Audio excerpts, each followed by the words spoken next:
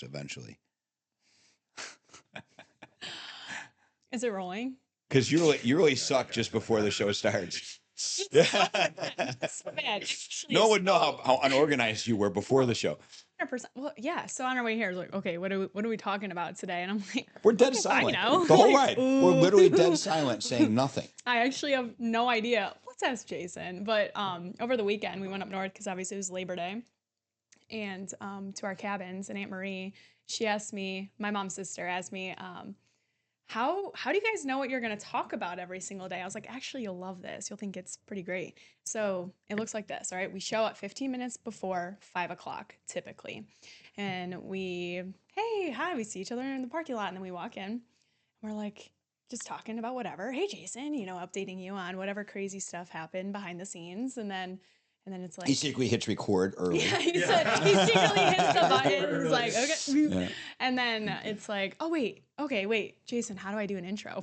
I don't even know. How do I do this? Tell me how to do it. Well, you just do this and that. And I'm like, okay, it's easier said than done. Wait, Dad, what are we talking about? Oh my God. Okay. Yeah, that's so the beginning I'll do every the day. intro. Yeah. I'll ask you how your week goes. And then by the time we finish with what we've done for the week, it's like I have some sort of question queued in my brain. And then I ask you that, and then it literally just happens. There's no, I don't know.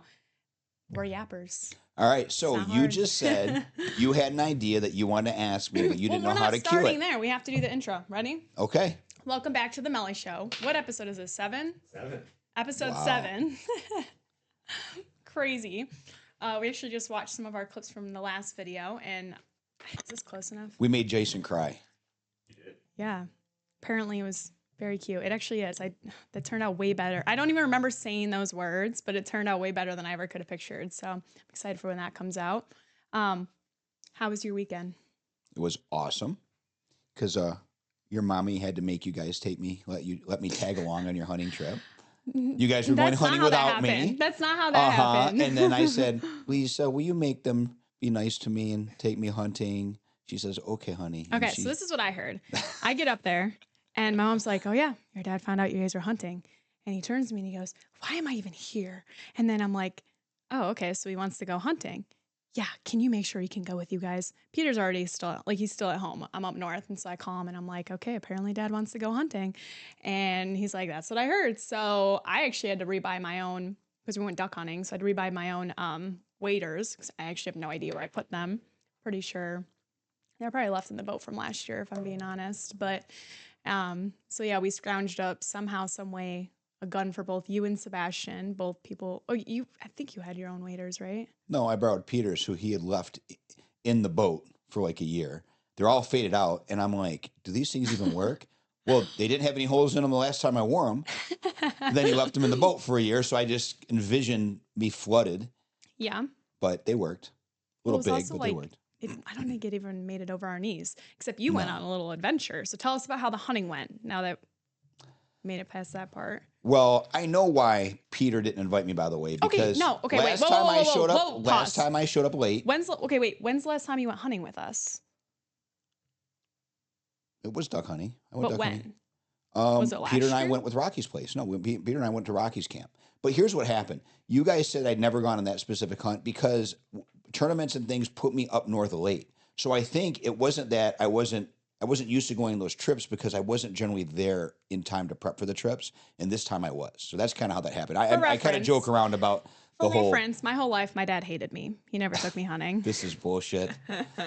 So, I mean, I learned how to carry a gun for a couple of years, but I was tiny. I was very tiny. I did not enjoy shooting, but I loved going. I've always loved going. Oh, she's just setting up a tone. That's not true. That's not true. I did, but what am I going to do? I asked you, I think, twice, and I'm not one to repeat myself. If you don't want me there, I'm not going to force myself in. And Boo-hoo. So, yes, you and Peter did not have a great relationship when we were younger for like a couple years and on and off. Because I had my foot perpetually up his ass because he was a little shit. So I'm like, hey, Dad, can I go hunting with you guys? I didn't want to shoot, though. I wanted to go because I love watching the dogs work. I always have. And you're like, sorry, this is Peter, father-son bonding time. And then somehow you take Ronan, Declan, and Lauren, our other cousins, who do shoot the guns. And again, I was tiny. I was like under the age of 12. And I was probably like 60 pounds. And so eventually I just quit asking, and you never asked me to go. And I would have. The Even real if I didn't want to story, shoot. the real story, and as we know from the last episode, I have all the video. Okay, you and Peter started shooting at exactly the same time. Hey, no, actually, I can pull up the videos of all the videos you have. I think I'm in 3 of them, and I'm holding a gun because I didn't want to shoot. Back then, I didn't actually edit as well and with the clips, but I have the raw footage of your first bird shot. I got raw footage of your first clay target shot. That was at the. No, I do admit I learned how to carry. So and here's shoot what a really gun. happened. You did say you didn't want to go several times hunting, and I did stop asking. And the one time you asked, it was just me and Peter. It was bullshit. That was with the other boys.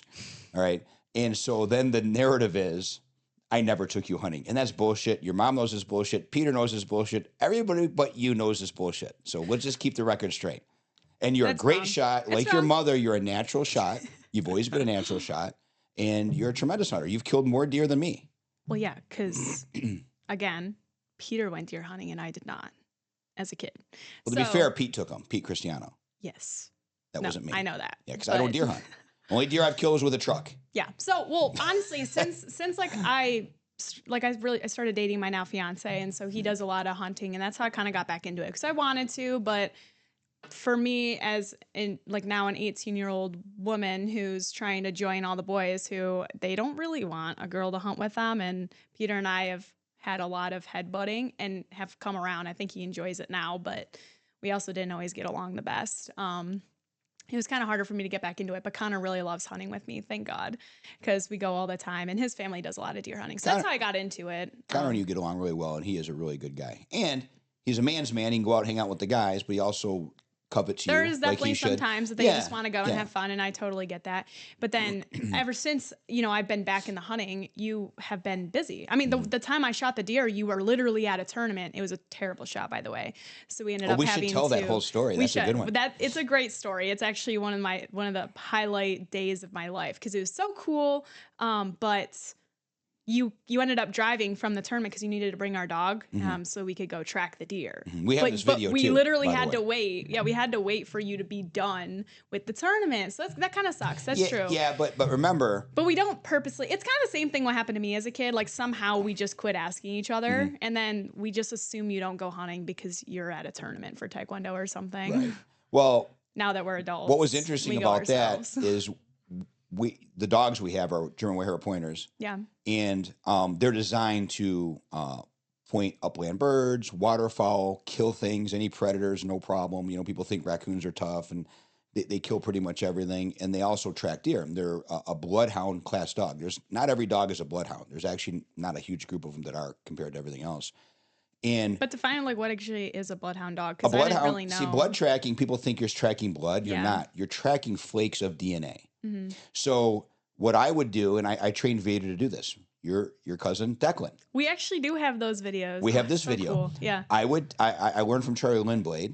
I said, man, it'd be nice to have him be able to track people, like the kind where they just walk down the street, which I think is difficult. He goes, oh, your dog will do that, no problem. And I said, yeah, but wouldn't that take hours and hours? He goes, no. He goes, just do this. In like 2 days, I had Vader tracking people, like literally doing blood tracking. Couldn't believe it. So I have a video proving this theory. I told Declan, I took gloves and put it on because I don't want him to smell me. Right. I took a sterile gauze. I wiped it on Declan's forehead, and I dropped it on the ground. And I told Declan to walk, and we have 18 acres, and he had to walk all the way around. The only thing I told him not to do was walk across the loose rock that we had around the pool because DNA flakes fall all the way into that rock, and it's almost impossible for an inexperienced dog to track that. But I said, go anywhere you want and go hide somewhere. So I get the dog, I put him on the leash, and what you do is you got to teach them to put their head down, which I did. Once they put their head down, you got to keep them slow, which is difficult when you have a bird dog. Anyways, long story short, he tracks, and you got to kind of wonder, because I don't know where the track is either, if he's right or wrong. So he kept trying to go over the rocks that I told Declan not to go. Yeah, the one thing I told him not to do. And I was like, fuck it. So I let him go, and then he looped around the grill twice. I got the cord on him, so I'm getting all wrapped up in the grill. Sure enough, he goes, he gets to the corner of the pool on the grass again. He waits and he waits and he waits, and I'm just trying not to cue him. I don't know where he's going, but I don't want to presume. So I'm standing there to hope. Sure enough, he goes, pokes his head into the pole barn door. There's Declan. So we find him. I reward the dog, and I'm wondering if we just stumbled on him, if he scented him in the pole barn, or if he actually tracked him. Sure as shit, he went all the way out in the weeds and woods and field, and he came right back to the house, went across exactly what I told him not to do. And that was one of the most impressive things I've ever seen. I still have that video of him tracking him. And that's the level, that's called blood tracking. It's not blood, it's flakes of DNA. Me going like this, literally flakes of DNA are hitting the ground, and the dog can sniff that. And some dogs, like, they test these dogs at a 72-hour track. So they run a track, and 72 hours later, an experienced dog should be able to run that track. Isn't that amazing? Mm-hmm. But some people think, even people train their dogs, it's ridiculous. They take blood in a bottle and mix it with water, and they go, oh, I'm teaching them how to blood. No, I could smell that. Like, humans could track that. like that is not, any dog would follow a path of liquid, right? So it's interesting what a very well-bred, experienced bloodhound would do. That's pretty cool. Yeah. So he ended up tracking my deer. Yeah. Oh, so now back to the story. So what happened is you guys couldn't find the deer, and it was moving, and you kept telling Connor, listen, my dad has a dog that'll find this deer. He's not going to find this deer, right? He was talking shit because he didn't realize what we actually had. And finally you said, listen, and it's the end of the day now, right? And I was there for a long time. I wasn't just at the end of the tournament. You wanted to call me hours before. So I bring the dog out there, and I have a collar system that has 8-mile range. I can see where he's going. And once I turn him... we had him on a leash, so... We had him on a leash, but once we couldn't find him, we did turn him out on the electric. And the way he was patterning, I knew the deer was moving. So we put him back on the lead, and we finally pinned the deer down, and it was just hitting the leg, so it was getting up and running. And it had a massive rack on it, which is dangerous for a dog. And as soon as I lost sight of him, but I could just hear him and feel him pull on the leash, and he hit that deer, and he got it by the neck and held it down. Because it was in the corn. We literally it was in the corn. Yeah, it just kept running around in the cornfields, but it actually found that deer and held it down. This is not just a tracking dog. These dogs have the guts to literally get in. They use them for boar. They use them for tracking deer. They use them for all sorts of dangerous stuff. So it's really neat to see them work. And Connor is now a believer. Like, he never thought that the dog would do that. Yeah. Well, I mean, I shot the deer at 9 a.m. and it was the first deer that I had ever shot, and it came in like 15 yards away, and I had like a crossbow, and I went up the leg, and I thought I went back enough, but I think his leg was behind him when he shot. So what would have been a great shot wasn't. So it hit the pin of the shoulder. I should have been like a few more inches back, and it probably would have been a good, it would have been a much better shot. So I broke his leg. I felt really bad, actually, because I don't like the idea of wounding animals. I'd much prefer actually kill them efficiently. So I've never made that mistake again. But and it was a old buck. He was probably close, like 3.5 to 4.5 years. Not like a pro. So it was like a 12-point atypical. I had cool little tines on it. Yeah, it had a drop tine. So it was a 12-point with a drop tine. And I did not know that when I shot him. I just knew it was a big rack and I wanted it. And so he runs off, and Connor and I literally spent all day tracking. We walked 10 miles that day just because, like, we made it out there. And I'm like, oh my God, it's still alive. And we didn't bring the crossbow. We thought it would be dead. Right. It wasn't. We're like, damn. So it picked up and it ran off, and it actually ended up on the neighbor's property. We got permission to track, but it was also in the cornfields. So we're like, we literally can't miss, or this deer is gone, like standing corn. So we spent all day tracking. I refused to give up. I'm like, I know it's out there. I also know it's very close to dying. Well, that's one thing you are, is you're determined. I mean, all the kids are determined. I just refused to give up. I would have not. I wouldn't have been able to really sleep at night knowing I had this big, nice wounded duck, and it was a lot of blood. I knew he was buck. Yeah, that he was like really close to like not making it, you know. So we ended up finding it at 9 p.m. that night with obviously tracking, and it was like 15 yards inside of a cornfield, but it obviously had gone pretty far. We'll have to get some photos of the final scene where the dog's sitting next to you and Connor and you, and probably. It was so cool. But luckily, what was nice about that is Connor and I like hunted for many weeks, and it was someone else's property. So actually, I'm like definitely very glad to even have the opportunity to go out and shoot anything. But I was able to have you guys come out for like that part. So even though you weren't part of like our hunting another experience that we had. And let's be clear, and Megan, it wasn't just you. It was you. It was Mom. It was Peter. And unfortunately, we couldn't bring Megan because we have grandma at home. And you strapped at the top of your car, your little Escort. Yeah. Well, Megan wasn't able to come because like our grandma, someone had to watch her. So that sucked because she would have really liked that. But then we put it on top of my Ford Focus, which I definitely have pictures of. The Focus. However, it was like 1 a.m. by the time we like got it back and gutted and like done, and because it was far. I mean, it was probably 2 miles away from camp. But I want to clarify the record. You hunt, Megan hunts, Peter hunts, your mother hunts. I hunt. I've bought all of you guys handguns for gifts, so you all know how to shoot. Like we are absolutely a gun-toting hillbilly family. Yeah, definitely. So it was fun. It was definitely worth it. We have Yeah, lots of hunt stories like that, though. yeah. I mean, you realize how long I've hunted. You realize that your mom wanted to get married in October, and I said I always for like 18 years straight, or maybe more. I would go to Pelee Island for 3 hunts in a row, 3 weeks out of the year. No matter what was going on, I would do those hunts. And I said, "You realize, that's when I hunt." And she's like, "Yeah, I don't care." She goes, "If we'll get married on this date, you can go on your hunts. We'll have a honeymoon on a different date." It was amazing. I mean, and it wasn't like, well, as a compromise, she's like, "I don't care. We'll just do it some other time." And what was amazing about that was it was actually really hard leaving because actually we got married and it was fine, but then we had you 2 days off of when we got married, right around the same time, and I hunted not too long after you were born, and your mom's got. I don't think there's ever been a number of photographs taken in that short period of time than when she was there with you that entire week. Just she took a zillion photos of you as an infant. Um, but I had hunted for 18 years, and we have done that hunt together now as a family as well. It's a little harder to go to Canada with the way they've changed everything. It's morphed into a big government thing. It used to be a very local, great experience Yeah. to do that. But now that the family's all hunting together, it is absolutely amazing. And unfortunately, Peter is taking the pole position on shooting because, The what? pole position on the best shot in the family. Much as I hate to admit that on film. I used to be a great shot, but I stopped carrying a Maybe gun for because his years. dad took him hunting for 20 years while the rest of his family sat at home. Shut up. Not true. But what I did do is I quit carrying a gun with you guys because I didn't want to have you guys think you shot birds you didn't. So for like 6, 7 years, I didn't even carry a gun while you hunted when you were young. And then you guys all got to be better shots than me. So now I'm catching up again. Now, if I put a little time in, I'll be right there. We had a great Pelee. I shot really well at Pelee and even shot pretty well, even considering the misses this weekend.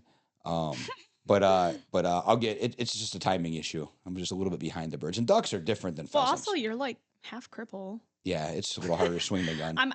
Okay. So wait, hang on. Let's circle back. So this weekend when we went hunting, it was up in Saginaw Bay, right? Mm-hmm. Squaw Bay, not Saginaw. Oh, Squaw Bay, yeah, Squaw just next to Bay, the Thunder Bay. Yeah. So it's like right next to our cabins up there, and it's early teal. And it was me, Connor, you, Peter, our friend Trevor, and then his girlfriend's brother-in-law, And Sebastian. Brad. Oh, and Sebastian. Yeah. So there's a lot of us. It was very fun. But we went out there and we had Gage. This is the first year, I'm pretty sure. I didn't actually hunt with them last year just because they were hunting out of a bow and there's not a lot of room. And I actually don't love waking up at 5 a.m. all the time. So if there's one kind of hunt that I'm going to dip out on, it's duck hunting, even though it's very fun and probably one of the easiest kinds because you can just sit there once you figure out all the rest of the factors and how to sit with the wind and the sun and set your decoys and all that kind of stuff. But so we go out there and it's not deep water. We're sitting. There was so many ducks. I've actually never seen so many ducks in the bay. I think every year it gets a little better, or maybe we just get better and smarter about where we sit. Right. But halfway through our hunt, you just like got up. First of all, I don't even know. Like it was not a necessarily super easy walk. It's mucky. Very tough. Everybody was bitching about the mile walk through the water. Yeah. Yeah, it's just like. It's not necessarily fun, but you sit for like 4 hours, so it all works out. And you got your ass up, and there was all kinds of ducks. There's a little lull, and you're like, I'm gonna go shoot something out of the water, and like you just start trudging across the entire marsh. And I'm like, well, so when I first got there, I had 2 chairs, one for Connor and one for me. I ended up giving Connor's to you so you could sit down. I was like, oh, do you want to sit? You're like, oh my God, yeah, I want to sit down. Oh my God, my back Not how that hurts. went. Not quite how that really, went. really nice. I'm like, oh, I'm going to fall over. So I'm like, okay. You see the shit I put up with? Do you see the shit I put up with? I taught him how to hunt. And this is the payback I get. But I think you walked 2 more miles in that marsh, and you couldn't have paid me to do that because it was pretty brutal. And I have a video of you doing that. I'm gonna have to insert it here, and I just like see you like peek out. There's like all these big marsh brush things, and you just come out. I was jump shooting. And then you're like, And you like keep walking, like, what the fuck is he I doing? was jump shooting, and I got some ducks. Well- Here's what my thought process was. Connor was around the corner. The way I was at, not having the eyes you guys have, and plus I was in the reeds. By the time the teal are so fast, by the time they're in my window, like I couldn't get a shot. And Pete was already kind of covering that lane, doing a good job. And the kid next to me was okay, right? He wasn't hitting a lot, but he was hitting something. He had this massive round, so he was hitting them far out. So I was like, why am I redundant here? You know, we're either going to shoot the same duck or what. So with Connor on the corner, I knew that they'd wink come around that corner. So as soon as I went to that corner, Connor and I shot 2 ducks. Yeah. Right? And like good long shots that would not have passed Peter, number 1. And number 2, I love to jump shoot. And because I don't hunt a lot of ducks, jump shooting is the same velocity and rise as like a pheasant. So I'm not going to miss as often. I used to have like a 90% hit rate on pheasant. Like I was one of the best shots. If I'm not trying not to brag, probably the group I was with at one point said I was the best shot, especially when Tom died, because Tom was like the master at shooting. So I'm used to those shots though. So I knew that there were single ducks kind of sitting in these reeds, and you know, yes, it's brutal to walk, but I'm just that determined. I love to shoot. I would rather kill myself walking and actually have action. So I just went from spot to spot, either push ducks to you or I shot ducks. Actually so funny because you're just ridiculous. It was fucking brutal. I'm not gonna lie. I mean, the burn was real, but I don't care. Yeah. It was worth shooting, and I've always been like that. I'm Pele. I would hunt till I dropped, and I'd Mm. get up and hunt till I dropped. I've just always been that guy. Yeah, but we ended up shooting 23 ducks, which I think every year we like triple the amount of ducks that we bring out of there. And we should have had 46. I mean, we missed a shit ton. We of meant ducks. no, actually, it was pretty bad. I There mean- was some people set back 100 yards from us, and they like saw my dad, and they were mad. They were talking shit. They were mad. They're shit. like, you can't hit shit, and you don't know how to identify a duck from a hole in the fucking ground. And so they're all, you can't. Yeah, you should go back to the range. Spend So- a day at the range. so I come back and they're like, could you hear those guys talking shit? Why didn't you yell at them? And I said, I go, to be honest, they weren't fucking wrong. I wasn't hitting nearly as many birds as I would hit. I've never been able to identify ducks. So to be honest, they weren't fucking wrong. I go, Well, that's so what we were saying. Yeah. We were like, because I didn't even hear it all, but Connor was closer. So I'm like, Connor, what were they saying? And he said it all. And I'm like, yeah, they're not wrong. Like, Well, we actually suck right now. I don't really care if those guys run their mouth because that just happens. You know, it doesn't bother me. But I will tell you, this brings me a story. Pete and I, his first duck ever was at a place that Rocky had on a river. I don't even know if you know this story. And it was a point, I took the Argo because my hip was still, I had just done a hip surgery and I was bumping around. So I rode the 8-wheeler down into the river, parked it. And then it was a little grass thing in the middle where 2 parts converged. And so we were super early. And even the night before, we put a little tent up. Pete was like 9, if that. I mean, he was young, right? And some guy went and set up. We got there just later than we wanted to. We were still there like 4:30. He was there at like 4 in the morning. Set up right on our tent. Like we stood right next to it. And he was like, fuck you guys, this is my spot. Right? And I'm like, yeah, I'm not moving. And there's no law. You can hunt right over somebody else's decoys legally on public property. So you don't want to do that, but there was nowhere else to go even. Like I really had nowhere else to go. It was too late. It was just a spot in the middle of the river. Apparently he had the same idea I did. So the guy was getting more and more aggressive. So I'm here going, fuck. You know, I got a bum hip. I'm going to have to fight this guy. Now there's guns involved, right? So I actually told Pete, I said, I want you to go over there. He had a little 20 gauge. And I said, I want you to go load that shotgun. And if something happens, we're fighting. I said, you fucking put that gun on this guy's back and you shoot him.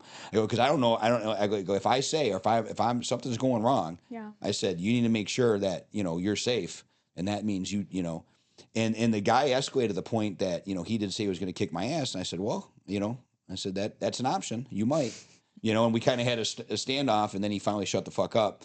And the ducks started flying. And suddenly when the ducks start flying, everybody's just shooting what they can. But it was crazy how aggressive the guy was, and I'm sitting there with my son, so I'm extra protective, right? But I really have nowhere to go. We're kind of on that tough to grass. I can't even run. Like you can't just run away if something happens because you run right into the river, right? And I didn't really realize how aggressive he was going to be till we were kind of into it. But yeah, that happened at Rockies. Now the good news is, once it kind of developed with there was so many ducks that suddenly nobody cared because everybody had their limit.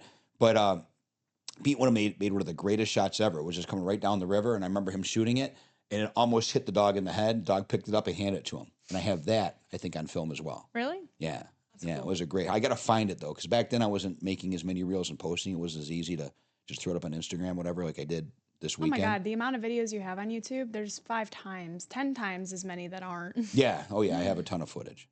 You Yeah. know, so that's a funny hunting story. Um, on Peely Island, you'd get hunting, and people get so aggressive they'll level their guns and shoot. And with a shotgun, once you're about 60, 70 yards out, if you get hit by a shotgun with birdshot on it, maybe it pierces skin, maybe not, but it definitely pisses you off. It's not really deadly, right? So there'll be situations on the island where people start shooting at you and they don't hear you yelling, so you end up shooting back. So you were like, when I was younger, there was people shooting shotguns at each other on the island. That's how That's actually aggressive. crazy. That is crazy, but I swear to God, and it was also with Tom. Tom had such a volatile personality. Like when he was older, you guys saw the nice Tom. When we were younger, he was fucking crazy. So I was a kid watching him, do shit like that. It was nuts. So I've But been now in some there's not pretty. nearly as many people who hunt peelies, so I don't think I've actually ever run into another hunter so close there. Right, and I Because normally, there's not as many people. and I wouldn't actually get in that engagement. I would just get the hell out of the way. Like, but Tom was all about being a tough guy. And So also, he would like run from one end of the island to the other and like back and back and back. Like he never quit walking. no, I You agree. guys would lose him on the island. I Well, he hear all died on kinds the of island. He yeah. had the best Well, death that was ever. his dream. Best He death ever. wanted He to died on the die island there. that he hunted since the 50s. Yeah. I mean, I don't know, but I mean, the guy had been there so many times. He watched the island develop. It was crazy. Mhm. So, yeah, there's a lot of history on that island. That's awesome. It's fun. Well, I do have a topic, but I mean, honestly, it's a lot more fun to talk about hunting. So Well, let's do the topic. It's a hard I got pivot. lots of hunting stories. I mean, I can go I know, on and it's a on. hard pivot. That's what Yeah. I'm saying. Like, it's not even worth it at this point. Oh my gosh. So when did mom start hunting with you? Because I know she didn't necessarily go to a lot of the peely hunts when you guys were teens, but I got the greatest Peely story for her. When we bought the house in Byron, I Mm-hmm. had to stay back and do the closing. And I had a dog named Magnum. And for the people that don't know me, I've had a hunting companion dog since I was 14. So I've had dogs super well trained, and had hunted since I was 14, 15 years old. So this dog Magnum was the kind of dog that you could just, if you had a gun and you knew anything about enough to tell the dog where to go, he would hunt for you. He really wasn't picky. Some dogs are very hard to control. This dog wasn't. So I was like, fuck it, you go. I'll close in the house. And she was a great shot, great sportsman. So she goes to the island with Tom. Tom always had shit dogs. He was not even a great dog handler. You'd had to give him a very trained dog. I mean, he thought he was a dog handler. He sucked at it, But if you gave him a good dog, it would take a month or two before he ruined it. So you could like refresh the dog and he could use it. I hate to say that, but that's just the reality of it. Now, his son, Tommy, too, was a tremendous handler. Trainer, all his dogs bit everybody, so you could argue some of those things. But he knew how to handle dogs, right? Not big time. So Lisa calls me up at 10. You could take 10 birds for the whole hunt, and sometimes it took you 2 days or more, and people didn't get their take, right? So it's not like it was easy hunting. And it was a huge island, brutal hunt. She calls up, and she goes, I got good news and bad news. I said, well, what's the good news? She goes, the good news is it's 10 o'clock. I've already hit my limit. I'm looking to hide birds at this point. I said, what's the bad news? She goes, 30 seconds into the shooting starts, Tom's dog ran off. I can't fucking find him. So she lost Tom. I said, he'll be fine. He knows the island. Go see if somebody else needs help filling their bird limit and go keep hunting. And she shot so many birds in that hunt because she would help people that, so there's some kids in the group that didn't have, couldn't shoot, or, other women that just weren't used to hunting as well as her. But she was a phenomenal shot, a natural shot. And I'll say something else about Lisa. You see all these dynamics and memes about women not listening to their husbands or listening to men or being coachable and things like that. The one thing your mom always did, and I'm not saying we don't have our times where she bitches at me or whatever, gives me a hard time, but if she says I want to learn something, she sits down, she's a perfect student, she listens to me, she doesn't give me shit. Like, she will learn at rapid speed. She learn how to program, she learn how to shoot, she learn how to anything. And so there's something to be said about that, because so many people somehow don't, figure, and I don't know why it would be your husband or wife not to listen to if they know what they're talking about. But Lisa would take things very seriously and learn at rapid paces and become very, very good at stuff. and she was a natural shot. Her brother Kevin was also a natural shot. So I think there's some genetics involved. Just like when she did Taekwondo. Your mom, I never thought would like it. She was really good at it, and she was almost natural at the thing. So that's always been a lot of fun with her. Now, could she sometimes, because she had the kids, would she let me prioritize it, fair or not? Let me go instead of her? Yeah, but that's just one of her Well, sacrifices. I was born in October, and I cannot. I think I can count on one hand the amount of times that you were in town for my birthday. Right. But do you regret it though? I mean, did I not make No, it up? honestly, I don't. It didn't really bother me. I don't really care much about that kind of stuff, like birthdays and dates and stuff. And so, an example is when I started dating Connor. His family is big into that, like the dates. They like it's fun for them. It's like they love gift giving always, and they also love celebrating all the little holidays. But mom is so the opposite that I don't actually know most of them. Valentine's Day to me is like another We don't. day. Yeah. Your mom calls it a Hallmark day. If I was single, I would just be like, all right, it's Tuesday. Like you go to work. You know, most people it's like, oh my God, I'm so single and I have no one to no flowers today. Are you kidding me? However, you would always come to my school and you would always drop off flowers for me. And actually it was so embarrassing because like nobody else got flowers as like and now I'd like, go down there and I'd come back with this giant bouquet. But now it's like a core memory. But at the time I was like, oh my God, where am I going to put Well, you're this? little, and I wanted to In do my something locker? special. And It was very you know. cute. But honestly, I wouldn't even know it was Valentine's Day unless you did that. Your mom and I have forgotten our anniversary more times than you could count, and we just make it up somewhere. One thing is important to both of us is for you guys not to be hung up and stuff like that, because when little things ruin your day, especially things that don't really matter, it makes you vulnerable. Like it makes you weak to have something so what I consider insignificant ruin your day. Like I'm not saying you shouldn't think of them, and I'm not saying you shouldn't acknowledge it or have fun or do those things, but it doesn't have to be structured and rigid. Things can go wrong, or things cannot happen the way that you think, and you got to go with the flow. I'll give you a great example. Another thing just occurred to me, and I remember I was going to say this. Told your mom I was going to mention this. I watch all these people get married. I watch the brides worry about what could go wrong, and it's got to be perfect and this and that. And I will tell you, we didn't plan this, but our wedding went so easy. We funded the whole thing on a credit card. Your mom had a Red Wing credit card, and whatever the limit was pretty much what we used. And the limits weren't as big back then. I don't think we spent more than like $10,000 or $11,000. So I think her mom threw some money in there too. But it wasn't a very expensive wedding. But once it started, I don't give a shit what happened. Nothing was wrong because we didn't care. Like I'm sure things went wrong. We didn't know. Like we were just having a great time. And there's a couple core memories I have from there. Number one, my Uncle Eddie. Okay. I've never seen him so much as get off the couch. Right. And we weren't particularly close when I was younger either. He was a little bit of a prick when we were younger. Right. But I always respected him, and we always got along well. But we weren't like buddies. I heard he actually didn't like you because you were a little shit. I was a little shit. I'm sure there's reasons why he didn't. But anyways, he's out on the dance floor with a cigar, moving around, and I'll never forget. He goes, "This is a great party, babe. This is great." And everybody goes, "What the fuck did you do to Uncle Eddie? I've never seen him dance or move or even be happy in his fucking life." And I said, "I don't know." But and then Pete Cristiano, right? I've never. He was your best man, right? No, Big Tom was. Big Tom. It's probably at the end of the day, it probably should have been Pete. To be honest, I've always stressed over that. But Pete took care of me anyways, right? That's just the kind of friend he is. So I understood that he would still do that, and that he understood why I made Tom the best man. But we were all kind of together. But anyways, it is aggressive as he could be verbally and do a lot of things. I've never seen him physically go after somebody, and somehow. And I also never saw him drink. I think he drank a little bit at our wedding. So somehow the DJ had pissed him off. And at one point he told the DJ he was going to take him out in the parking lot and beat his fucking ass, right? And so the DJ comes to me like he's ratting him out. He goes, he just told me that, he's going to take me out in the parking lot. And I said, if he said that, you probably deserved it. That's what I said. I said, well, you better. He's one of the most even-keeled, like, reasonable people that I've ever met. You verbatim said what I said. I said, well, then I would take him seriously because he doesn't bluff, is what I told him. I said, so you better stop doing what you're doing. And he was appalled. Yeah. That I said, you better shut your fucking mouth then. I don't know what you're telling him, but I don't care. And that was it. And it was great. He had a good time. Everybody had a great time. And we just didn't care because life is not about, which bouquet and this tipped over and who got drunk in the park. I don't care. And then the other thing that I remember is, your mother is so kind and so aware.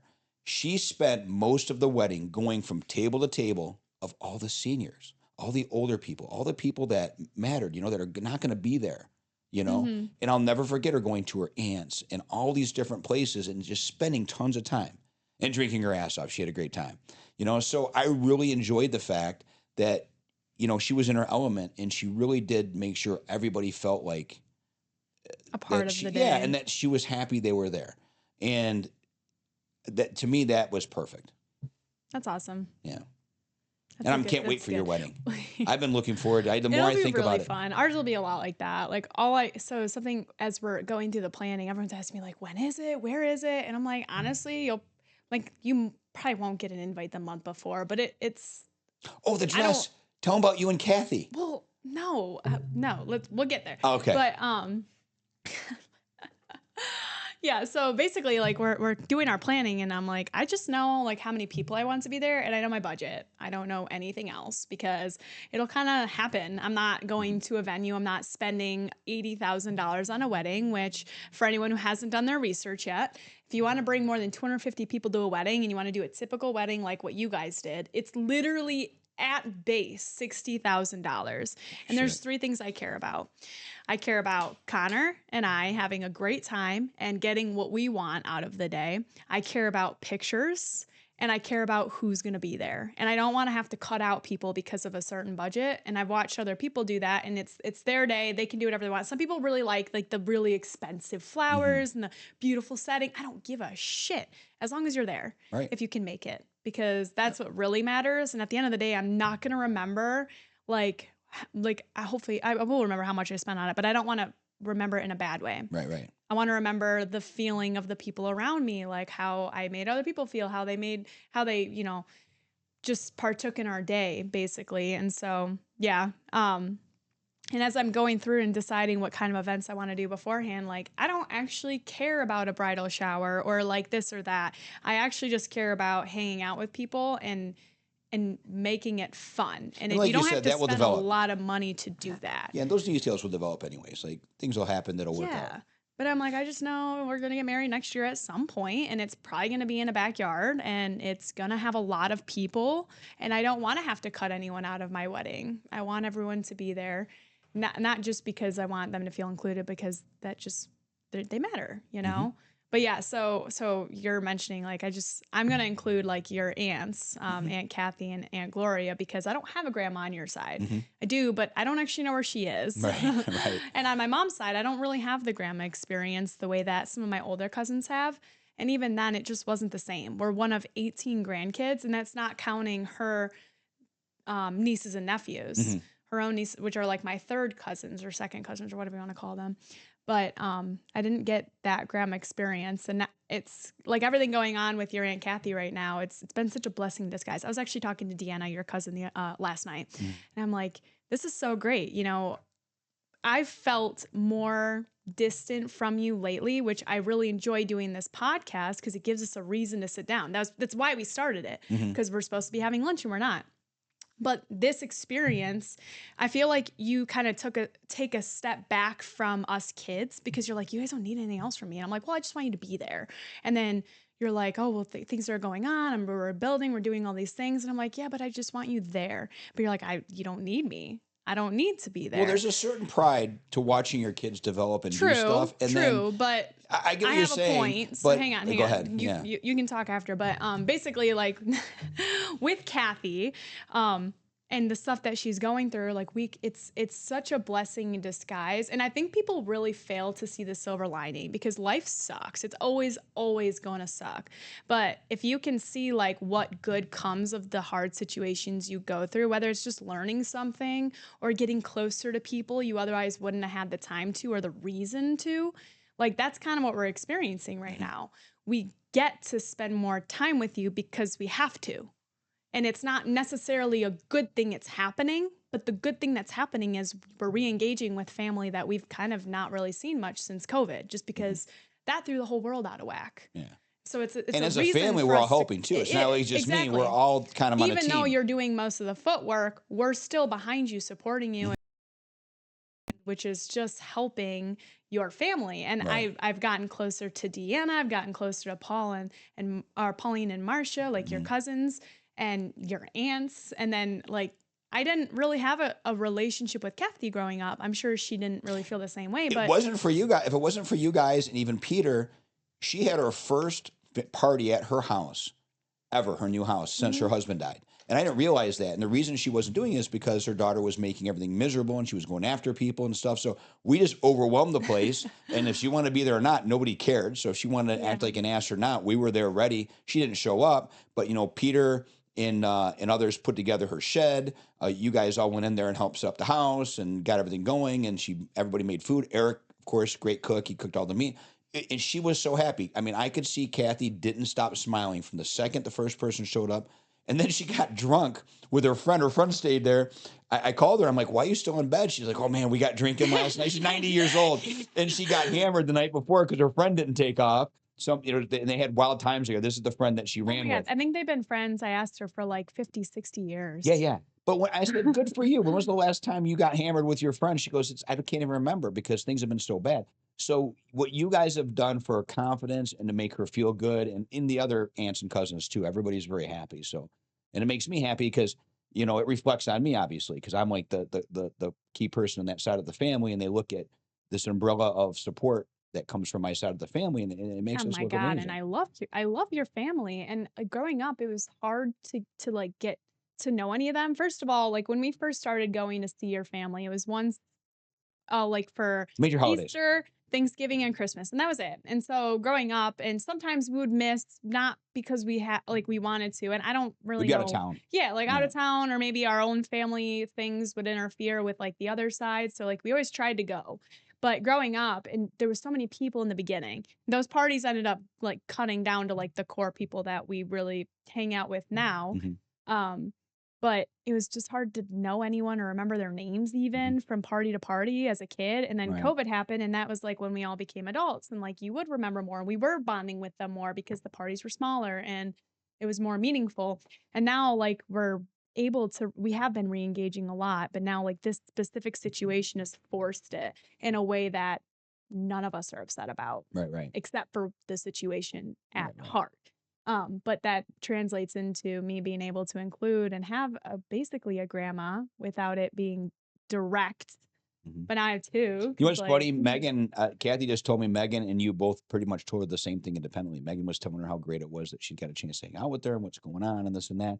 And Kathy will not stop talking about you guys. So. And she's with it. Oh, We she's actually with we it. went 90 years shopping. old We and went to with it. 12 Oaks, and I took her out there because she needed jeans, and I was She like, said she wanted to go to okay. the kids department because she was so. Well, yeah, and I look at her, I was like, "You're not a kid," and I forget who told her that, and like they're not totally wrong. She's literally a size 2, but she's Mhm. like, "I'm like a 00. These pants are this," and I'm like, honestly, the sizes aren't the same. Let's try the adult sizes first because I can range anything from like a 10 to like a 6, sometimes even a 4, Mhm. and I'm not like it's just crazy. Women's clothes suck. So you got to try them on. So we went to 12 Oaks, and we went to one store, and we just went through all the clearance. She's telling me how much she paid for her jeans in the past, and she doesn't want to spend a lot of. Who wants to spend money? I don't think I paid more than $30 for any of my jeans. I just find them on good deals, and I refuse to pay $80. You can't get me to do it.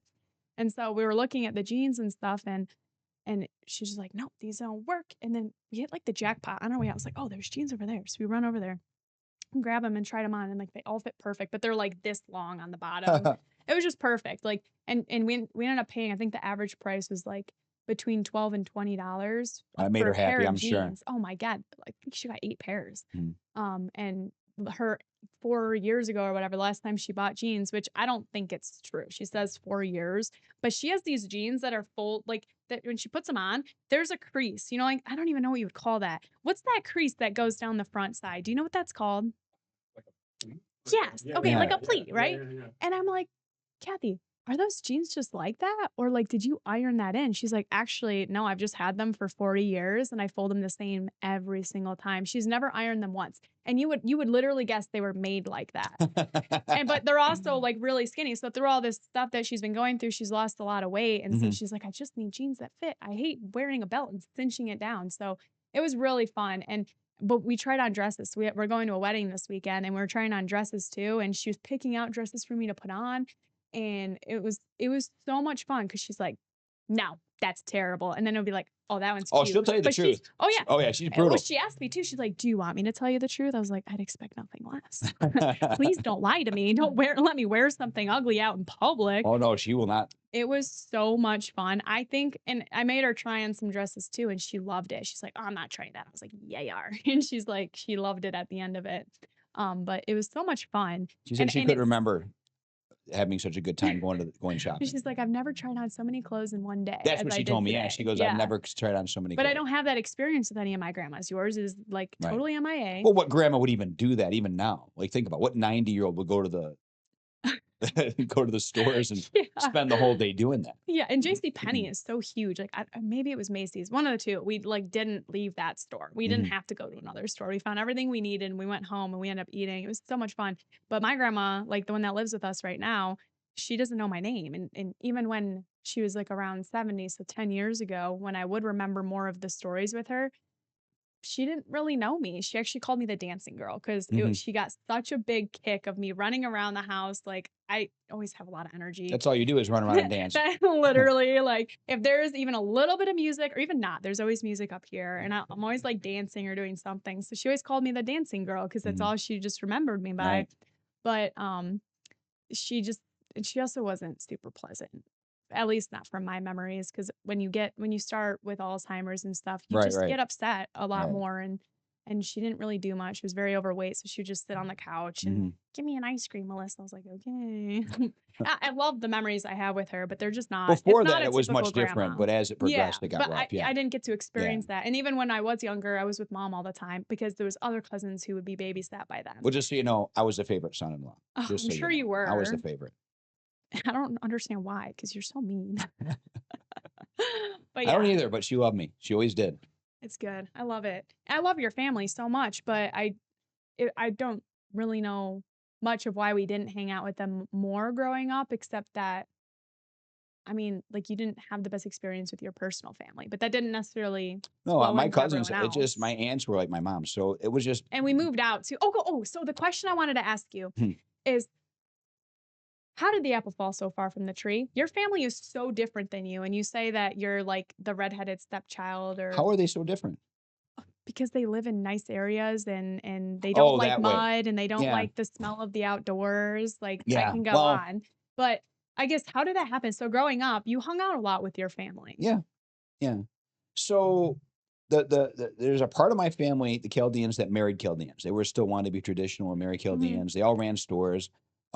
They work really hard, which means they all were hyper successful, to be honest with you. Like, so even Jeannie, like Stevie and Larry's mom and Denise's mom, they worked really, really hard, and she did really, really well. But you wouldn't know it really because she never spent the money. She didn't get the giant house, but she could have. Right. But eventually the boys were able to then do it even better, stronger, faster. They went from regular grocery stores. Like, she was on John R. in 7 Mile. Like, this is where, like, it's kind of like how Chicago is portrayed now. That corner was pretty much, people getting shot and things. In fact, it was so bad, like, and she was so gangster. This is my aunt. She's gone now. But a guy ran and shot. And what would happen is if someone ran in and they were shot, they would run in after them to finish them. So she fucking threw him out. The guy runs in and shot, and she didn't. Yeah, Jeannie threw him right back out of the store because she knew other guys are going to be running with 9mm shooting his ass. Then she didn't want the store shot up. I mean, that's how gangster she was. My family is tough, right? But they've been robbed numerous amount of times. Her George was pistol whipped in the back. All the boys would carry guns. They had tons of guns. Like, they know. I'm not a big handgun guy, but them and Eric and all those, they knew all the handguns because they had to carry them. So there's that store format. And then Larry, they're in Grosse Pointe. They got one of the most successful gourmet stores, probably doing millions and millions of dollars in sales in Grosse Pointe. And then her daughter, she married Carmo. Okay, so he had Market Square of Birmingham, and then buying Vicks and a bunch of stores, was hyper successful. Again, gourmet stores. But they lived in the city, and they were all Chaldeans marrying Chaldeans, and Chaldeans aren't really country people. Right? They're city people. And I get along with them just fine, love them just fine. There's never any shade or hate. But my dad was more rough and tumble construction. He lived out in the country. He liked the farm life. And so I just grew up out there. But when we got together, it didn't matter if I didn't have a dime or I had plenty of money or that. We just always just got along perfectly. So because your dad wasn't quite like them, like he didn't get into the Yeah, stores my with dad was a little them. outcast. Don't forget, my grandma did not go to his wedding because my mom was blonde haired, blue eyes, white. She wanted him to marry Kill in the end. He was one of her favorites. Why didn't he? Just he was a rebel. My dad was just a handful. That guy, and I think he was. I think to a certain extent he was vain. I think he wanted a hot blonde as a wife, and it's weird saying that because he never displayed like he wasn't a guy that went out and talked shit and talked about women this and that. Like once he married her, that's the only woman he ever married. And he didn't go. But I just think when he was younger and this and that and the other, and it was it was a trophy wife, and unfortunately it burned him. He didn't find a very good trophy. Well, visually, I mean, I'm telling you, my mom was gorgeous, Right. but the rest of it was crazy. I mean, I think if you're crazy, it kind of negates the pretty. But I don't Yeah. think she was like that when they first got together, or was she? No, but I think some people have a predisposition to drugs and alcohol making them crazy, like literally Yeah. giving them like a mental effect. So she just could not handle it, and she loved it. Now, I think my mom mentioned to me, like, so we had Rodney on one of our podcasts, your half brother. That was and he awesome was, podcast. what's the age difference? Remind me He was again. 2 or 3 years Two, older. okay, 2 Not or 3 much. years. But your mom was under 18 or maybe just over, one of the two. And I know that she was forced to give up that baby. So Mhm. that's something that we didn't cover at all.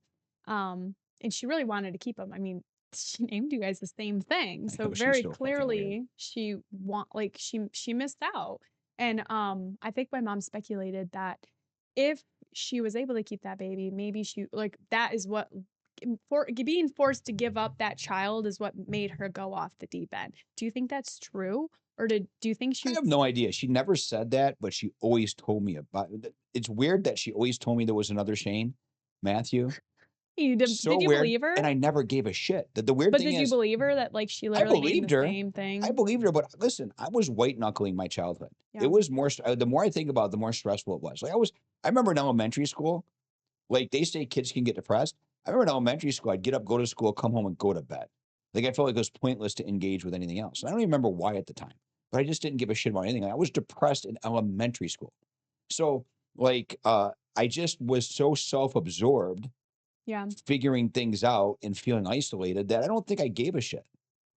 And don't forget, again, I said this before.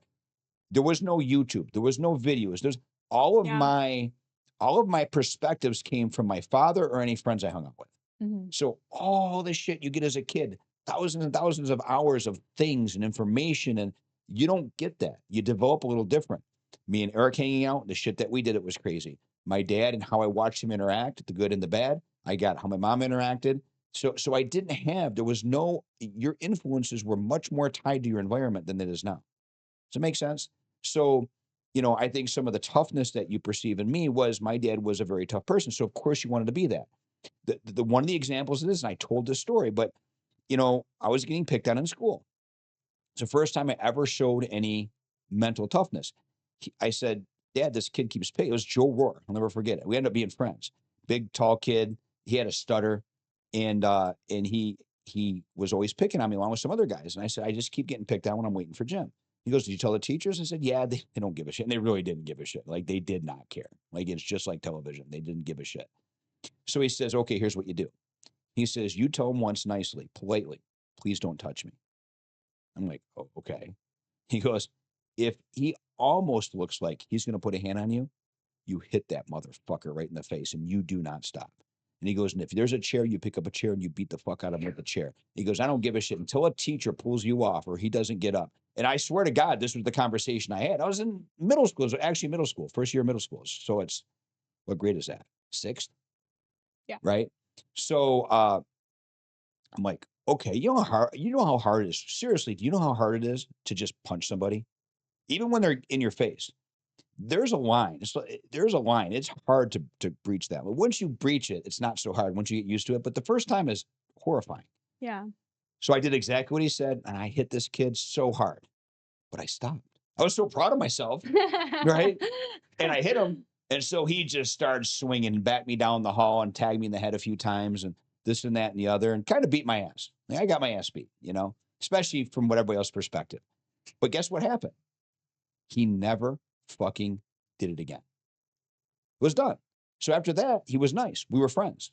right? So I figured out, even if you don't lose the fight, and I know I've talked about this, just standing up for yourself is enough, right? It shows that you have balls, basically. I mean, at the risk of sounding crass. Well, most I mean, people are all talk and they don't follow up with action. So if you even just talk back or don't back down, right, and not even like you're antagonizing them, you just like, right, you better back up your words, because if you come at me, we're gonna have a problem. That right. alone could stop somebody, because most people are willing to yap or not willing to actually follow Well, up. that's my favorite way to stop stuff now. People say, well, I'll just kick your ass. I'll say, well, you might. You You might. better hit me hard. Well, I'm just saying, I mean, you might, but then again, you might not. I mean, that's the Yeah. problem. Like, Yeah. do you really want to, do you really want to risk it? That's the whole thing, because nobody wants to roll around in the street anymore. I mean, even if you can fight, it doesn't mean you're going to win. Things can go wrong. I've broken my hand. I mean, I won fights with a broken hand. Did I really win? I've broken this hand so many times in someone's head. Like, do you really win when you break your hand and have pins in it for, 6-7 weeks? No. Like, it's just not, but if you have to, you have to. But you certainly need to know, they need to know that you will. Right. Yeah. So with your childhood, like, why didn't you end up doing drugs and stuff like that? Oh, because I watched my mom and my dad. Yeah, but there's a lot of people watch your mom and dad and then they do it. Well, like I said in the other podcast, my dad said, and this is probably one of the greatest things he ever did. He understood the human nature. He understood that telling somebody, especially with him growing up, telling somebody not to do something wasn't going to be the way to do it. Right. So he said, listen, he goes, I know I drink. I know it's not a good look. Look what it does to me. Look what it's done to your mother. Please just don't do it. I swear to God, this, and I'll never forget that conversation. Just don't do it, because it's killing me. I'm ashamed of it. I don't like who I am when I'm doing it. I don't look what it's done to your mother. Look at all the things that it's caused problems with. Just, I hope that you don't do it. That was number one. So I just didn't, and I despised it too. Number two, the other thing he used to tell me, though, that was also along the same lines. Like, you say, why? I'd never been arrested. I've never been put in a cop car. Now, I've done some shit that maybe I should have, but for the most part, I really didn't do terrible things. And he used to say, if you get arrested, I'll come to your aid, but you better be fucking right. He looked at me right in the eye and says, you better be fucking right. You don't fucking call me if you're out there and, and you're doing shit you're not supposed to be doing. And you're going to have to own it.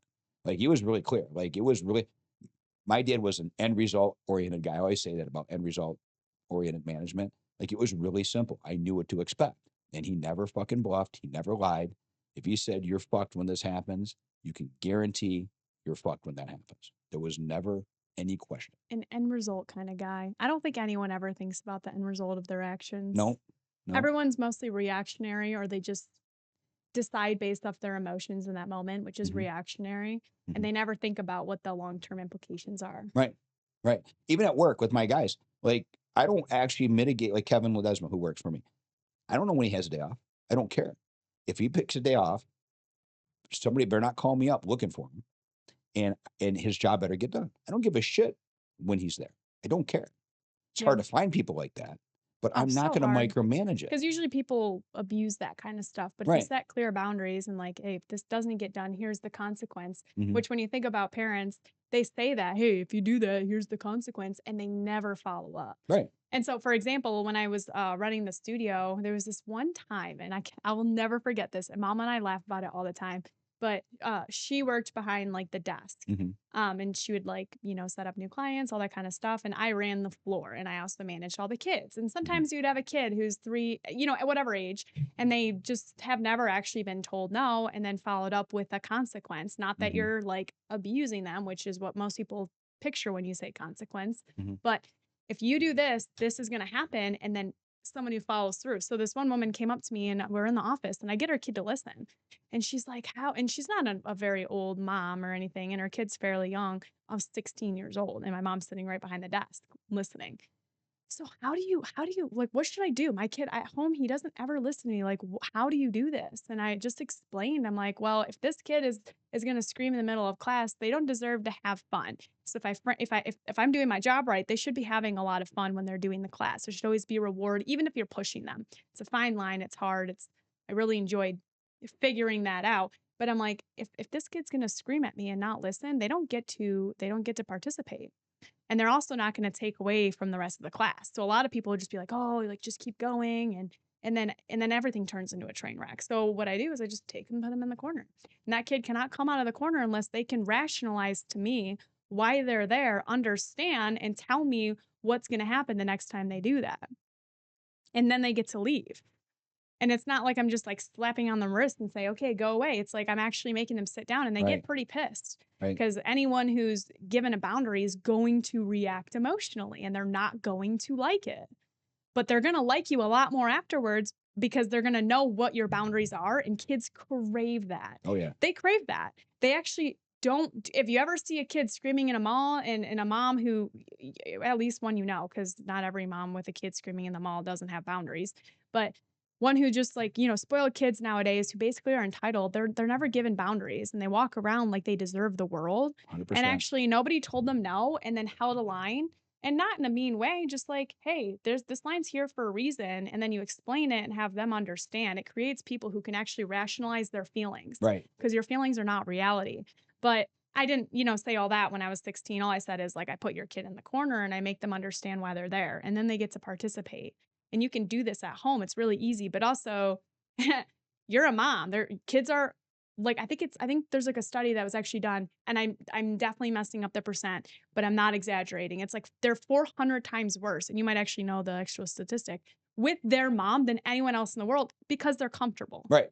Anyone in comfort is going to push boundaries. Well, even in class, they get to the point where they start, they're good. Even the good kids are good until they get comfortable with the instructors and they try that shit. 100%. Yeah. And then you have to have a boundary and you have to know when it's triggered. And actually I don't actually know what I was listening to, but anytime like you feel angry or you feel like a major emotion, typically it's because a boundary of yours has been crossed. But most people don't actually realize that. They just react. And then they don't think of what the end result is. And like, instead, if, for example, like if my sister comes up and she just screams at me, as opposed to just screaming back, I'd be like, whoa, why did that happen? That's not cool. Why would you do that? And seek to understand. And then the end result is the next time she feels like yelling at me, maybe instead she'll just use her words. Right. All of us are prone to it. I definitely yell myself, but just becoming more aware of that is. There's another philosophy on that. If you want, there's a parallel like expectation management. We talk about that. And here's a good example. We'd go hunting. Remember Kurt? Kurt would tell Sharon, we'd be in the truck. I'll be home at 5. And he'd hang up. And I'd look at her and go, why in the fuck would you tell her we'll be there at 5? Well, we will, won't we? I go, maybe not. I go, but now you're fucked if you're there at 5:01. He's like, well, what do? I go, it's really simple. I tell Lisa, listen, I'm hunting today. Don't worry about me for dinner. I'll be here as soon as I can, but I wouldn't plan on me being home, And when I get back, we'll, if you're there, we'll figure something out. If not, we won't. Okay. Then if I'm there at 5 o'clock or 5:30, I'm a fucking hero. But if you say I'm going to be there at 5 and they're at 5:01, their expectations were violated. It's not that you did it. It's the expectations. You can do a customer parallel. Yeah. It's supposed to be done on Friday.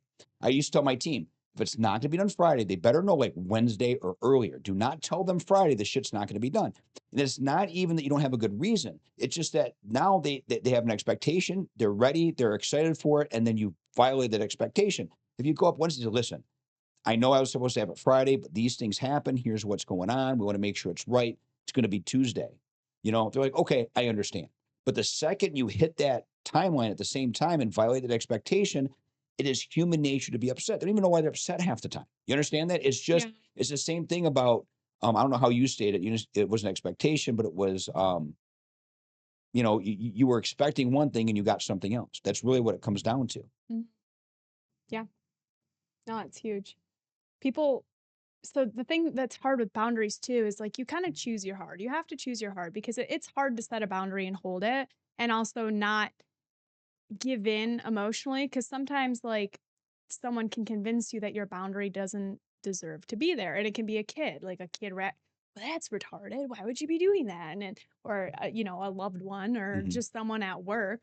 So choose your hard. The hard is either setting the boundary, but knowing that the end result long term is going to be beneficial, or your hard will be having to deal with people constantly crossing your boundaries, and they will never respect you. Nobody respects a doormat. Right. I agree. And people without boundaries are just doormats. I agree. But they don't realize that. They're like, why does my life suck? I'm such a victim because all this stuff happened. Well, think about your daily interactions, and you don't have to be perfect. You just have to be aware. And it really circles back to be end result oriented. Right. If you want an end result, you have to look at all the little interactions and things that you're doing over time to get there, because it's not just going to happen that day.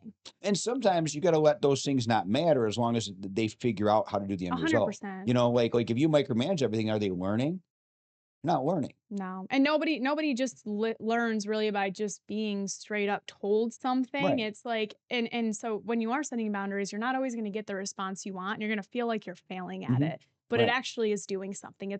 Especially if that boundary's been violated so many times. So if say like for years you just let something go, and now you're like, why the hell am I doing this? I actually don't like this at all. It's okay to come back and be like, I actually don't like that. That person's going to react more volatile because now you're kind of pushing back on their boundary. Their boundary is they do whatever the hell they want. They've never been told no. They're going to react poorly. And the reason people give that up is because they're like, they're right, or I don't like their reaction. And really, in the long term, they just created a negative in that relationship and then disrespected themselves by not continuing to pursue that boundary, which long term, people will come around. If they want you in their life, if they care about you enough, they'll respect your boundary or find a way to compromise. And that compromise might be spending less time with them. Right. And over time, they'll realize, like, why isn't this person in my life anymore? And then when you hang out with them and that boundary's been crossed, people do realize it just takes time. It doesn't happen overnight. Nothing worth having comes easy. And honestly, yeah. I know it sounds like a meme, but it's true. It is absolutely really true. is, yeah. So many of these memes, people say them, reset them, and share them, but nobody actually lives them. Like nobody really actually realizes the difficulty. Well, of some no, of the because things. the meme doesn't mean shit. Nobody understands why it actually works. Right. So that's why, like, I've been like turning over your question, Jason, from last time. Like, why am I so much more successful? And again, it's always been a topic in my head, but like you just saying like, oh, I've always been end result oriented. I've actually never heard you say that in your life, but it doesn't mean that wasn't exhibited to me in everything that you do. And it's just kind of something I picked up, and I'm like, I don't really have a word for it. Like, what is the word? Why do I do that? I don't know. Like even my coaching, my coaching style isn't copy a system and ask for the result. My thing is what I'm doing working to get the end game. So I'll keep changing what it takes to get that result. And I don't put myself in a box. You know what I mean? Like sometimes you have to thinking out of the box is what they say, right? But the thing is you have to, and you gotta be willing to fail. Like people are like, well, that's not gonna work. But how do you know? It's not supposed to work the first time. But some people will tell you not to do it. You like, yeah, exactly. But Melissa, the people saying you should do this way, you should do that way, 98% of the time haven't done shit. No, actually, that's the thing that kills me. That's an interesting point, because most of the time when someone's telling you to do something, like if they're anytime anybody gives you advice of a specific topic, not any topic, but a specific topic, and you know that they're like kind of doing those same things themselves, look at their result. And if their result is fucking shit, don't do it. Or they could be backhanding like, oh, you try it. Let me see if you make it successful. And like now, I don't know. It's a psychology thing. Like not everything people tell you is something that you should actually do. Do they even have your best interests at heart? You have to think very critically about the advice that people give you. Well, the meme, only people doing less than you will criticize you. Never somebody doing more than you. Like a pro boxer isn't going to make fun of you for sucking at boxing, right? They're just not going to, right? But people that don't have the balls to go box will make fun of you. It's that simple. And if you're doing all the right things, like I think we said this last time, you're not going to have time to go tell other people what to do. Right. And really, if you can just model it, then like you are the sum of the people you hang out with. If you want to bring the other people up around you, you telling them what to do isn't always going to help. And I'm learning that lesson the hard way, because I actually really do have a lot of people's best interests at heart, but sometimes just like, you just need to do this different. Well, why don't I just model it? And then when I do come around and tell you this advice because you came to me about a situation, you can see how it's worked in my life. They'll come to you and say, why is that working for you? 100%. And that's what most people do. They're like, and I mean that like with like my generation, I have a lot of like female cousins and just other people in my whole life. And not that I always know everything at all, but people just come to me for advice. And there was a time where I actually went through it myself. Like, high school years, I just didn't really understand much. Like I feel like I was actually pretty depressed, mostly middle school, which I think is pretty normal for most people. And then I kind of lost a lot of people who came to me for advice because it clearly wasn't working for myself. So I had to I read a lot of books, watched a lot of videos, watched the other people who were successful, and I ignored the people giving me advice. I quit actually going to other people for advice. Unless I wanted what they were making. But there's another point to that too. Someone told me in an unrelated thing, why don't you give this person this advice? because it's and it has to do with stuff that I would talk to you or Megan about. Yeah. And I said, well, I guess I do give the advice to my opinion to my daughters. I go, but what you're missing is as things are developing, they talk to me. They very, very open and talk to me. They talk to mom, of course, about a lot of things, but when it comes to key things I actually want advice on, I kind of know what's going on. So they have my opinion. I don't tell them what to do. Maybe they do or don't follow that, but they get the general idea of what I would approve of or what I wouldn't approve of. And then they make the decision if they want to follow my advice or whatever you want to call it, and Mhm. because you don't have to, right? You don't have to have the same value system or whatever that I do or that your mom does. But if you respect us and I'm kind of up to date on what's going on, and you finally say, listen, what should I do? I would say, no, I really don't like the situation. If I were you, I wouldn't do it. But to have someone that's not constantly in communication with you and then inject that advice, It does nothing. well, they might Makes you feel appreciate the better. advice. They might appreciate the advice, but there's no context from the other Yeah. conversations, right? No, for So, sure. or the observation of why I'm saying it. I'm just saying it. Does it make sense? Yeah. So, without the context and the buildup, over time, doesn't make sense. Mm-mm. So people are always like, I can't, why are your girls like? I get that a lot. I mean, your girls are really together in the way they see things, and even how you guys date and how because you guys aren't dating a lot. I mean, you're very picky, and I think people have the perception. I say, you're not doing as nice. I don't tell them what to do at all. Literally, don't tell them what to do. I think between seeing their mom, which is a great example, and also how we interact, and just knowing me, they do say that they're not bringing someone home that can't handle me. So I think that does filter Yeah. a significant amount of people away. I don't know if it was you or Megan that said or both, but they're like, yeah, I'm not bringing them home if they can't handle you. Like it makes no. Honestly, if they can't handle Megan and they can't handle me, they probably can't handle anyone else because we're two of the That's most true. brutal That's true. people. Like I mean, unless we really like that person, like there's no reason to just not be yourself. And honestly, like so something that you would always say to me is like, oh my God, one day you're just gonna have guys lining out the door. That really never happened to me. And I don't think I'm ugly or that I'm not desirable. I did think that when I was younger, but mostly because like I just didn't know Normal better. for a kid, yeah. Exactly. And that's not it at all. What it is like I was never really open to having people walk up to me. So you had to have big balls to do so. Well, I was just gonna say, let me say, here's what it is. There's not enough men out there that have their own confidence to handle you because to approach someone, you're intimidating, is what it comes down to. So you have to Yeah. be a confident person that is confident themselves, that can handle some feedback, still be confident enough to push forward and be like, yep, I get it. Okay, well, and actually just have their own confidence as well. You can't, there's so many men now that are just like their definition of themselves or how you react to them. And if they don't get this, fawning bullshit reaction just on initial contact, then they think, oh, well, I'm not. And then the vice versa. Most young women get their self-worth out of who they're with. Mm-hmm. And so they're never alone. And something I always like, there's actually this book um for women for men. I don't know. I'm actually I'll bring it in next time because I think it's a book every young man and every young woman should read. And like I'm Catholic, so it's a Catholic or surrounded book. It has to do with the Bible and stuff, but it's like it's to understand how men and women work. And then something that always stuck with me is like choose your bridesmaids first. Choose your bridesmaids before you choose your groom. Because if you don't have a good support system and good people around you, if you don't focus on yourself, not in a selfish way, but in a way of like, I wouldn't want to be with me either. Like, Right. I want to be the kind of person that I want to find. So what value should I bring to the table? And that has to do with who you're around and the people who you would be your bridesmaids. And I always focused on that. And I was very picky always with my time. Time is something you never ever get back. Time is money, right? Time is this, Well, time you is were that. always aloof with people, always. Because I didn't want to be who they were. Right. Like I didn't want the sum of the people around me to be that. Sometimes you looked a little lonely. I'm not going to lie. I mean, sometimes you were like, I know, why and is she that's not fine. hanging out? I didn't actually want to. So the Right. things they were doing were going out to football games, which is great. And I actually don't think I missed on anything. I didn't go to prom. I didn't go to a lot of these things. I just thought that they were dumb. I saw the end result I wanted, and I knew that the people who I was going with weren't actually who I wanted to be. A lot of them grew up very different than I did. They have different, they probably were trust fund kids. I went to a all girls Catholic school, like, Right, and I right. drove 40 minutes to get there. Like, I have Right. nothing in common with these girls. And I will never be someone I'm not. Something mom always said about me is that, if Melissa does something stupid, you know that she's probably the one who had the idea, or like, because there's No one literally influences you, yeah. literally no one who can convince me to do something that I don't want to do. Right. Just don't care. That's Like, awesome. I actually will just say, no, that's the dumbest thing ever. I get crowd mentality and how it can work.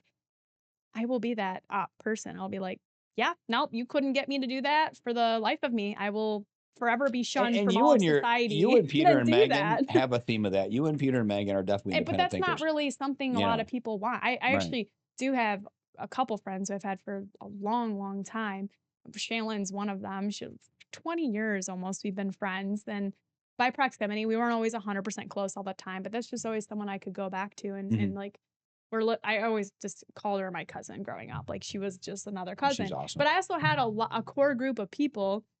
I actually didn't need friends because I had a lot of cousins, and I might not get along with them all the time, but at the end of the day, we're family, and all of us would do anything for each other, even if we fundamentally disagreed on everything in life. They're built-in friends, and I have 28 of them. So I wasn't lacking for people to be around. That's fair. And those people were my environment. They did have the same values. We don't all have exactly the same values, but we all care about each other, and like, all of us have like a Snapchat, and some of us are across the country, and we're all in it. And we just shared the dumbest stuff. And even if we don't talk all the time, like, we're still all very, very close. There's a wide range in that group, believe me. A wide range. The oldest one I think is 30, and the youngest one is Ava, really, but she doesn't have a phone, obviously. She's 5. We're just all tight knit, just the same way that Mom's family was, the way your family is. And that's different. You don't get a ton of that. And honestly, some of the people that would have been friends with at school shunned me because apparently I don't look like their race. I don't look Chaldean enough. Yeah, for the my own Chaldeans. Chaldean family didn't, For real. my own Chaldean race didn't. I had a grow couple Chaldean friends, enough. but then eventually, like, the clique stuff, and then again, like, if they're out doing something dumb, I actually, not that they did dumb stuff, but I just didn't care about the same things that they did. Well, we didn't raise you as a little rich girl. We made sure you bought No. your own stuff and did your own stuff, and we didn't give you. We had money, we just didn't give it to you. Yeah. It made you get your own. How much more time do you have? I think we're at an hour and a half, aren't we? Oh, yeah, well, we started a little late, but see, it always turns into something good. Yeah. It's just like you have to get through the first like 20 minutes of things people might not care about. I think if you eventually start off an episode, like, talk about, Yeah. So I thought that was talking. It's not hard to talk. Every time you trigger a new idea. Well, yeah. There's just so much. And yeah, people will come up to me all the time and be like, how do you do this? How do you do that? I was like, well, I mean, I make mistakes all the time, but people only ever focus on you when you're doing well. And they're like, how did she do it? Well, you didn't see me in the trenches building what I was building and getting to where I am right now in like my career and my personal life. It came with a lot of ups and downs. I lost and rebuilt many relationships. I did not do everything right. But what I did do is I just say I never failed because I learned. If you can't fail if you take something away from that situation and go forward, because nobody's perfect. We're all going to make mistakes. And there's also something that I live by.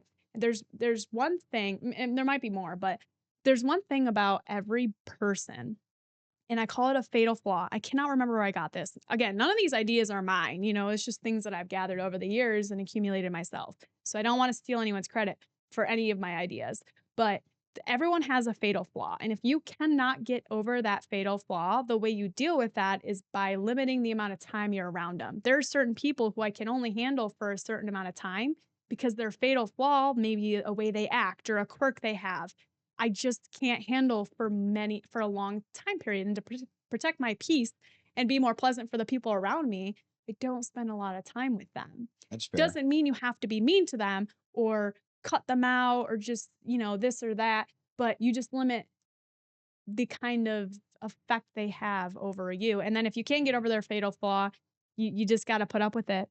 Everyone has one. Everyone has one. And so as my closest people, it's like, I'm okay with their fatal flaw because I care enough about them and I want them to be in my life. And I like who they are at the core. It's about the risk reward. value. 100%. Yeah, I got you. Yeah. And there's definitely some things like I have my You'll own go weaknesses. further for family is the whole point. 100%. Yeah. And I have my own weaknesses myself that I actually don't necessarily want to pair up with someone else who has the same weakness because I will feed into it and it will bring the average down. And I'm just aware of that. And until I can build that up personally, I probably shouldn't be around that person very much because overall, I want to be good for the people around me too. And if I'm feeding into personality tropes, things that like I just know are not helping me, I'm not helping everyone else too. So my mindset's always been if I can take care of myself well enough, then I can do more for other people. But if you don't take care of yourself, the amount of olive branches you can extend are limited. Yeah, it's a good point. Most people think it's selfish to take care of yourself. And it is if you're being mean and cutting people off, but sometimes you're going to piss people off. And that's okay because they have something else going on that you might not even know about. Usually when people have emotional reactions, it's because something happened in their childhood and you just triggered a reaction. Well, Not actually I sure trigger a lot of reactions. Oh, I piss a lot of people off. Well, so I don't actually know what it is. And this is another kind of like little thing that I want to figure out with doing these podcasts is like, why the fuck do you do that? How do you do that? I don't know. Like oh my God, we have so many stories of situations where he knows no context, none at all. But they were pissed. No, hang on. None at all. But somehow he will make a funny joke. It's not funny though, because he didn't know the people, but he also doesn't know the context and other people do. And it hits a spot where it's like, that's a huge problem. And everyone has been avoiding it like the plague to make sure that they can all hang out together. And he's actually blown up. Like from my mom, she has a group of friends. The party bus. I can tell the party bus story. Let's not. It's a great one. Let's not. But where he can step into a situation where he knows jack shit, pick three sentences, and 100% say there's an open wound. He will take a machete to it.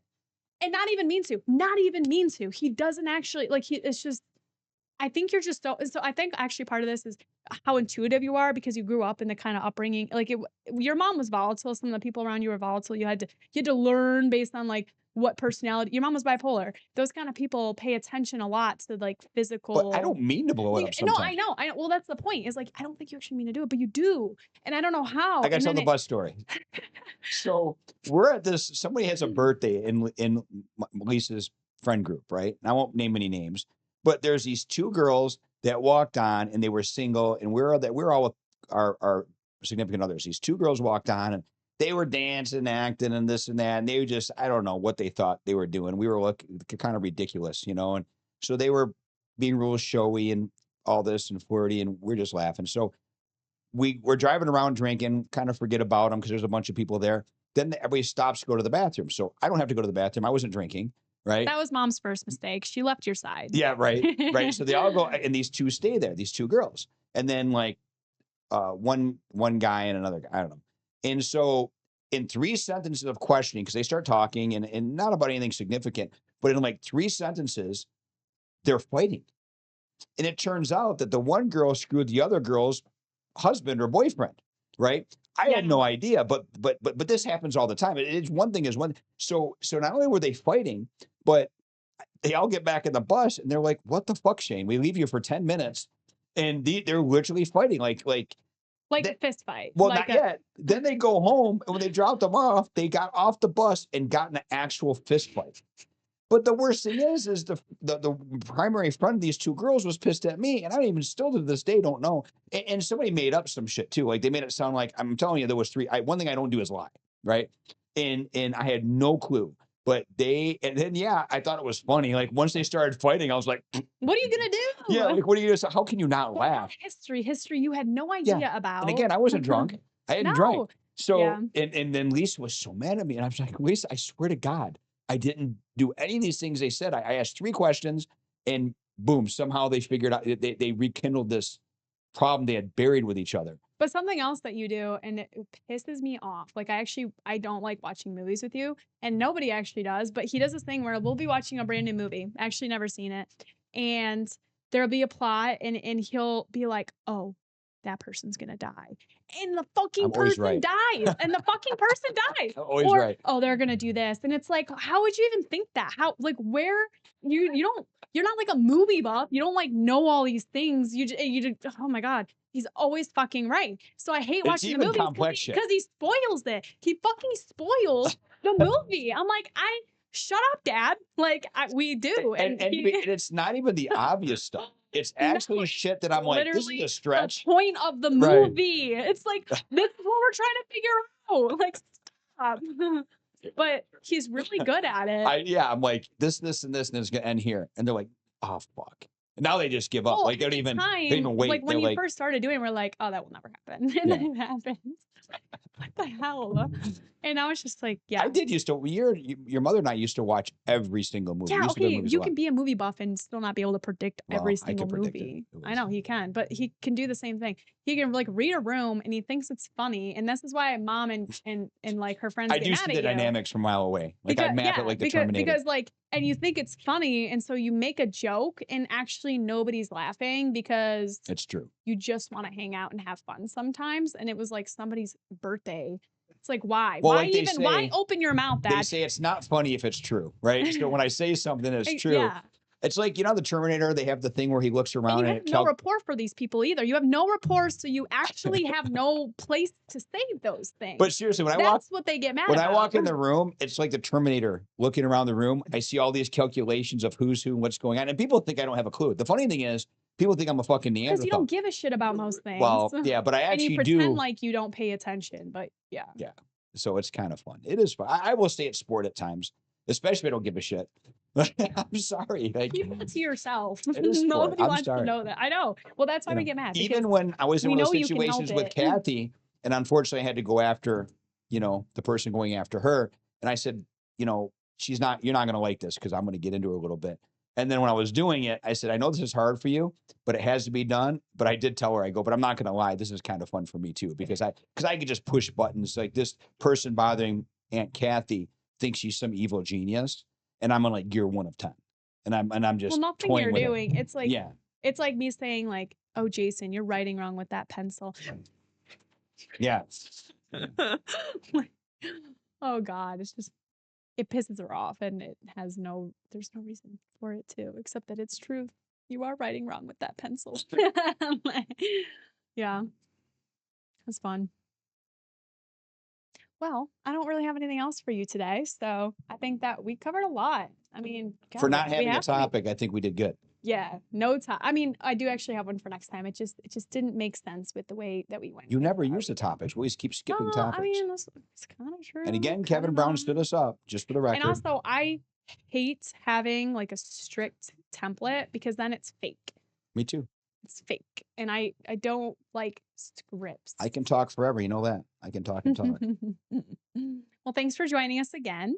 Do you have any closing statements or remarks? No, I'm having a great time, and I love you, baby. This is fun. Well, join us next time. Peace.